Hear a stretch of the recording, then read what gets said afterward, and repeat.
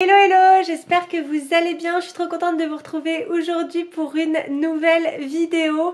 Alors aujourd'hui au programme, d'abord je voulais vous partager les quelques images d'hier soir. Hier soir on était au restaurant avec Julien, une petite soirée en amoureux pour fêter nos 2 ans de mariage qui était du coup le 6 juillet. On s'est mariés civilement le 6 juillet 2019, déjà 2 ans, les noces de cuir, ça passe trop vite.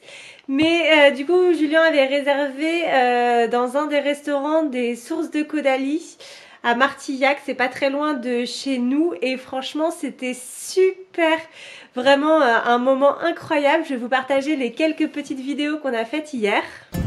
Tu vas où? À la table du lavoir. C'est quoi? C'est le restaurant des sources de Caudalie. Le château, Smith Lafitte. Merci. C'est bon les cheveux comme ça, non? Oui. Toute belle. Vous avez vu comme elle est belle? Pouce bleu pour sa beauté. Oh, trop mignon.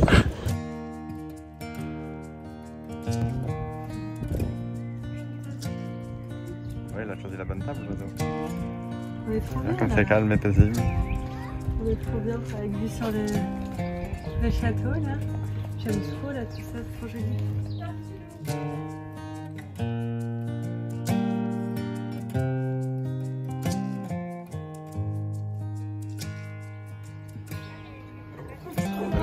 Bon appétit.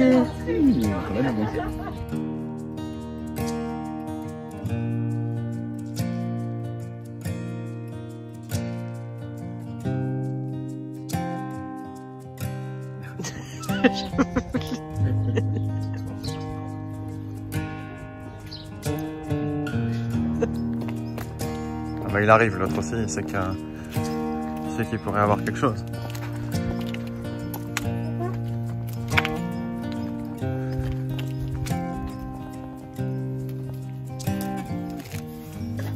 Il mange le barreau. Ça c'est dedans.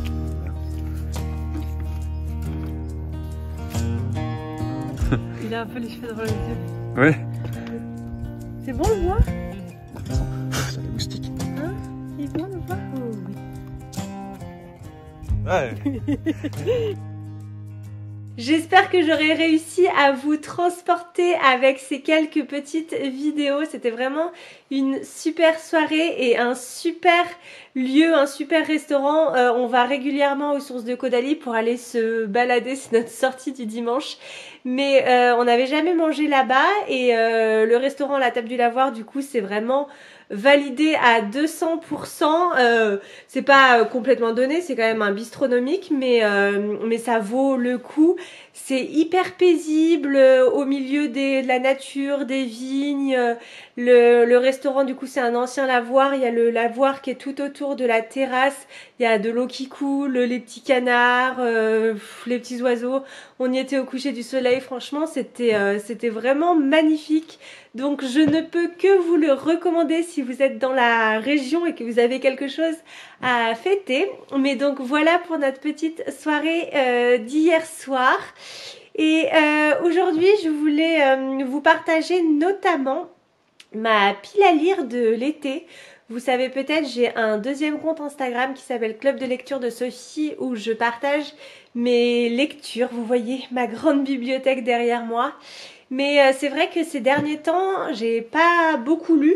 À partir du moment où j'ai été malade pendant mon premier trimestre de grossesse, c'est vrai que j'ai complètement arrêté la lecture, donc ça va faire presque 3 mois je crois que j'ai pas terminé un livre et j'ai eu du mal à me remettre dedans. Vous savez quand vous êtes dans le flow et que vous enchaînez un petit peu les livres et parfois vous faites une pause et vous avez du mal à vous remettre dedans. Bah là c'était un petit peu mon état d'esprit en ce moment, mais du coup je me suis dit que j'allais me faire une petite pile à lire pour l'été, un peu comme un petit objectif à lire d'ici fin août et j'espère que ça me motivera à reprendre la lecture, enfin à reprendre un petit peu plus assidûment la lecture, surtout que l'été est une période assez propice. Généralement on a un peu plus de temps.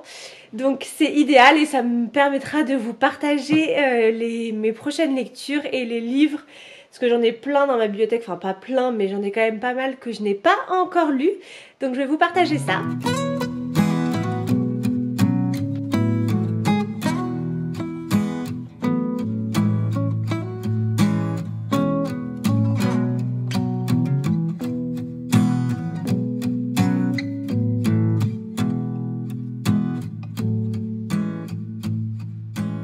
Et voilà, j'ai fait ma sélection. Je me suis peut-être un petit peu emballée. Du coup, j'ai choisi 7 livres, 3 poches et 4 formats brochés. Donc, il y en a qui sont quand même assez gros.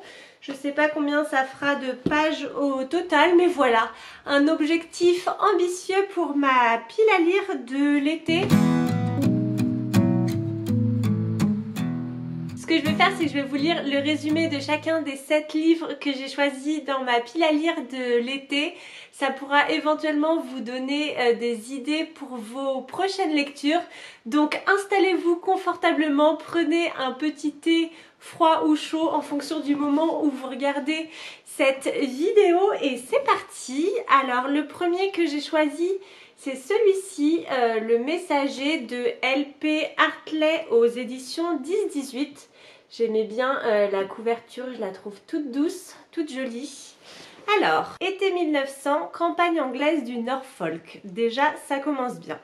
Léon Colston, bientôt 13 ans, est invité par un camarade de classe à séjourner au manoir de Brandam Hall.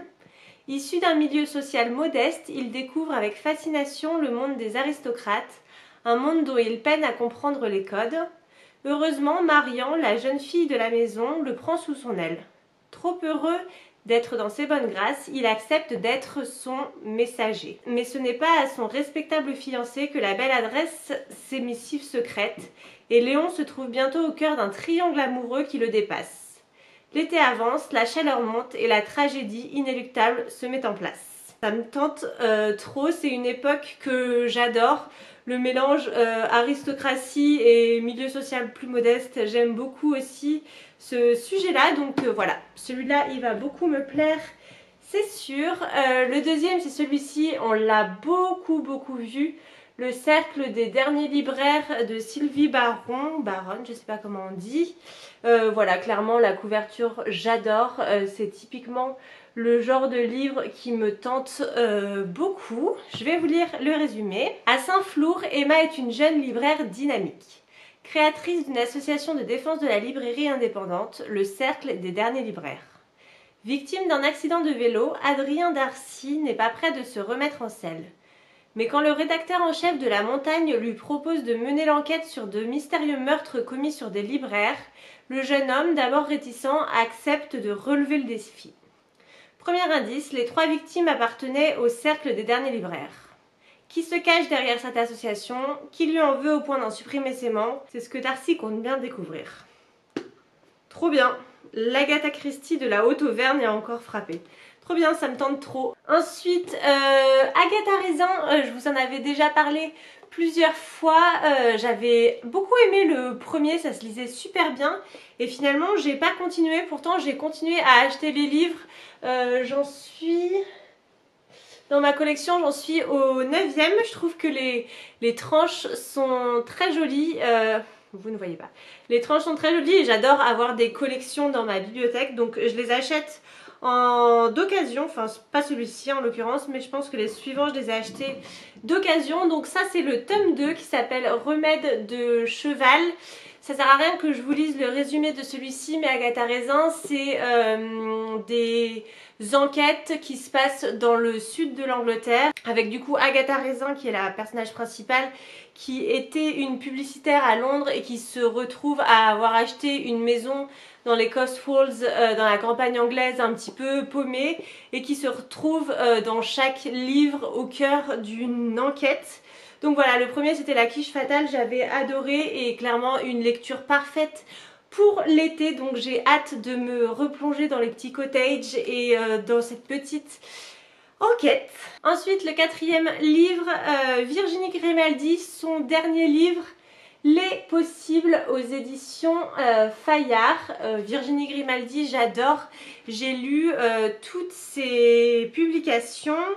D'habitude j'attends qu'ils sortent en poche, mais le dernier je l'ai eu en brochet parce que j'avais fait un swap lecture avec quelqu'un sur mon compte, le club des lecteurs de Sophie, et du coup c'était tombé sur celui-ci en version brochet. Donc voilà, je me suis dit que maintenant j'allais faire la collection des Virginie Grimaldi en version brochet, et je trouve que la couverture est elle aussi très jolie. Je vais vous lire le résumé. Juliane n'aime pas les surprises. Quand son père fantasque vient s'installer chez elle, à la suite de l'incendie de sa maison, son quotidien parfaitement huilé connaît quelques turbulences. Jean dépense sa retraite au téléachat, écoute du hard rock à fond, tapisse les murs de posters d'indiens, égare ses affaires, cherche son chemin. Juliane veut croire que l'originalité de Jean s'est épanouie avec l'âge, mais elle doit se rendre à l'évidence, il déraille. Face au lendemain qui s'évapore, elle va apprendre à découvrir l'homme sous le costume de père, ses valeurs, ses failles et surtout ses rêves. Tant que la partie n'est pas finie, il est encore l'heure de tous les possibles. Trop bien. Bah, c'est le genre de résumé. Je sais pas si ça avait été Virginie Grimaldi, si j'aurais acheté le livre, parce que je sais pas trop de quoi ça va parler. Enfin, sûrement d'une relation père-fille. Mais je sais pas si j'aurais pris ce livre, mais je suis jamais déçue de cette autrice. Donc j'ai hâte de me plonger dedans. Celui-ci, je l'ai choisi parce que je l'avais commencé l'été dernier. Ça s'appelle Été anglais de Elizabeth Jane Howard.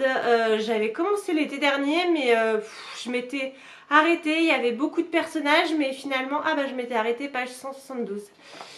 Mais j'ai vu qu'il y avait le tome 2 et le tome 3 qui s'étaient publiés aussi depuis. Et voilà, j'avais quand même envie de retenter. Il a tout pour me plaire, ce livre. C'est un petit peu à la Downton Abbey, et je l'ai revu dans un magazine, dans le Elle. Il y avait si vous avez aimé Downton Abbey, voici les livres que je vous recommande, et il y avait cette saga. Donc voilà, je me suis dit que j'allais recommencer. Il faudrait peut-être que je reprenne depuis le début, parce que clairement j'ai oublié les personnages depuis, mais voilà, un peu à la Downton Abbey, où on va suivre une maison bourgeoise, toutes les habitants d'une maison bourgeoise, donc voilà. Ensuite, le 5e livre, celui-ci, Rendez-vous au Café Bonheur de Lucie Diamant aux éditions Charleston. Evie Flynn a toujours été le mouton noir de sa famille si parfaite. Une rêveuse, vagabonde dans l'âme, contrairement à ses sœurs aînées. Elle s'est d'abord rêvée actrice, puis photographe et chanteuse, mais sans grand succès. Lassée de ses échecs, elle s'est construit une vie raisonnable. Entre un travail qu'elle déteste et un fiancé très terre-à-terre, pour ne pas dire ennuyeux, elle regarde sa vie défiler sous ses yeux jusqu'au décès de sa tante préférée dans un accident de voiture. Jo lègue à sa nièce le petit café qu'elle tient sur le port de Carraway Bay. Déterminée à prendre son destin en main, Evie n'hésite pas longtemps avant de tout plaquer pour partir découvrir les Cornouailles et l'héritage qui lui est offert, sans se douter des rencontres qui vont bouleverser son destin. Ça me tente trop, ça c'est la lecture parfaite pour cet été. Ça me fait penser à beaucoup de livres de Jenny Colgan, je ne sais pas si vous connaissez. C'est un peu la même vibe, j'ai l'impression, donc très très cool. Et le dernier que j'ai choisi, c'est celui-ci, Queenie de Candice Carty-Williams, avec une belle couverture orange, et il y a des petites dorures. Je ne sais pas si vous allez voir, la boucle d'oreille par exemple, elle brille, trop jolie. Pour Queenie, jeune londonienne d'origine jamaïcaine, la vie n'est pas rose. Entre chagrin d'amour, pépins de santé, soucis au bureau, Queenie perd le goût de la vie. Et ses rencontres catastrophiques d'un soir ne lui remontent en rien le moral. Malgré sa ténacité, son humour sans pareil et ses amis incroyables, Queenie s'enfonce dans une spirale. Pour ne pas sombrer, elle va devoir se battre et affronter ses démons, relever la tête et prouver au monde que sa vie de femme noire compte tout autant que les autres. Entre humour décalé et plume très vivante, Queenie est un premier roman aussi détonnant que profond, honnête et bouleversant. C'est aussi une rare occasion de découvrir dans une fiction les déboires amoureux d'une jeune femme issue de la diversité. Un roman important, actuel et désarmant, dit The Guardian. Donc voilà, celui-ci, ça me tentait beaucoup. Donc j'ai hâte de voir ce qu'il en est. Et donc voilà pour ma petite pile à lire de l'été, enfin petite, pas si petite que ça. Dites-moi en commentaire vous ce que vous avez prévu de lire cet été, si vous faites d'ailleurs des piles un peu objectifs comme ça et combien il y en a dans votre pile. Mais moi j'ai remarqué que quand je me fais un objectif de lecture, généralement je me le fais par mois, soit je me donne un objectif de nombre de livres, soit même je me dis ah bah j'aimerais bien lire tel livre en particulier. Je me rends compte que j'ai plus tendance à respecter mon objectif et à lire davantage que si je me dis bah on verra où le vent me mène, ce que j'ai envie de lire. À ce moment-là, bien sûr, ça peut changer encore, mais se fixer un objectif, je trouve que ça pousse à lire un peu plus, donc c'est pas plus mal. Mais voilà, j'espère que vous aurez apprécié cette petite vidéo et moi je vous dis à demain. Bye bye!